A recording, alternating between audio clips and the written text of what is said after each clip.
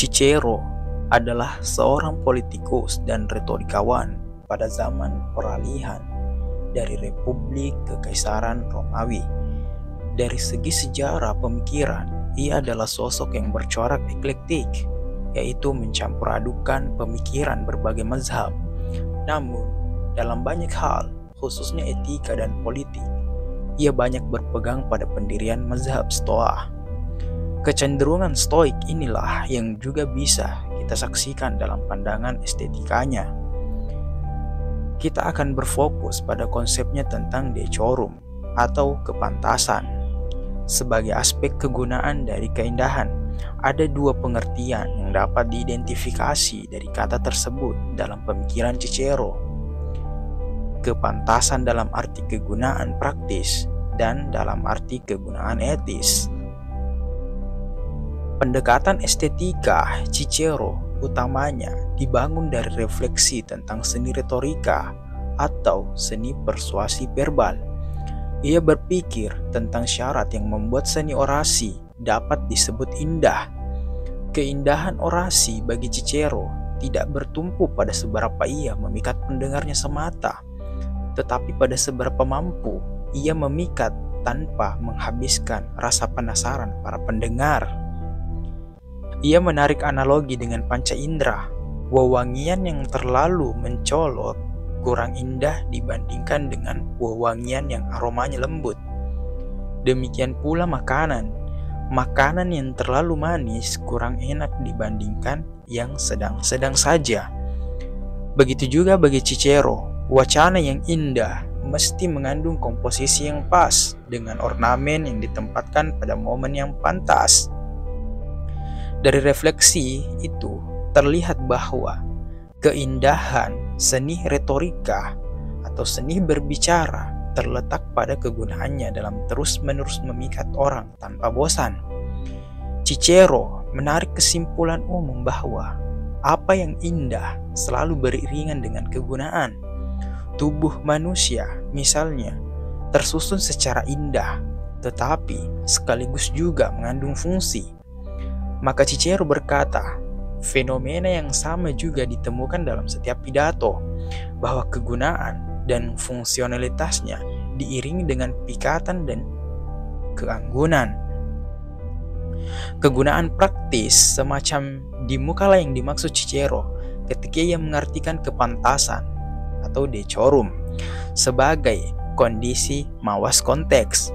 Seorang orator, tulis Cicero, mesti mawas akan apa yang pantas, sebab tidak semua kondisi sosial bisa didekati menggunakan kata-kata atau argumen yang sama.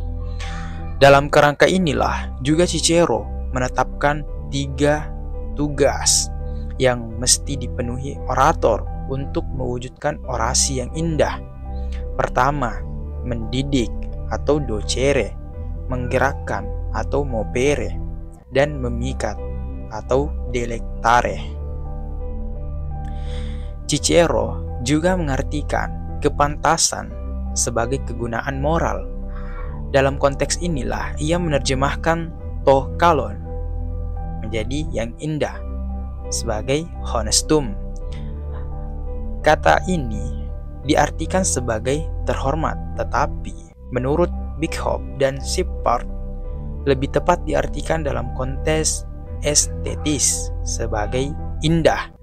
Cicero menyebut decorum sebagai salah satu aspek keindahan yang mengemuka dalam sikap yang mawas ukuran, tidak berlebih-lebihan. Pengertian Cicero tentang aspek kegunaan etis dari keindahan ini menunjukkan pengaruh yang jelas dari ideal estetika Yunani antik. Seperti sudah kita singgung, sikap tahu batas atau sophorosun adalah juga keutamaan moral yang ditekankan oleh Plato. Kepantasan bagi Cicero merupakan bagian inheren dari setiap keutamaan moral. Bahkan, ia mengatakan bahwa keduanya hanya bisa dipisahkan secara konseptual, tetapi sejatinya sewujud dalam kenyataan. Dengan menautkan kepantasan dalam pengertian etis dengan kepantasan dalam pengertian estetis, Cicero kembali mengangkat tradisi Yunani antik tentang keindahan dan kebaikan, atau kalos dan kagatos. Kebangkitan ideal antik tentang manusia mengemukakan dalam analogi yang dibuat Cicero dalam Tusculanae Disputationes.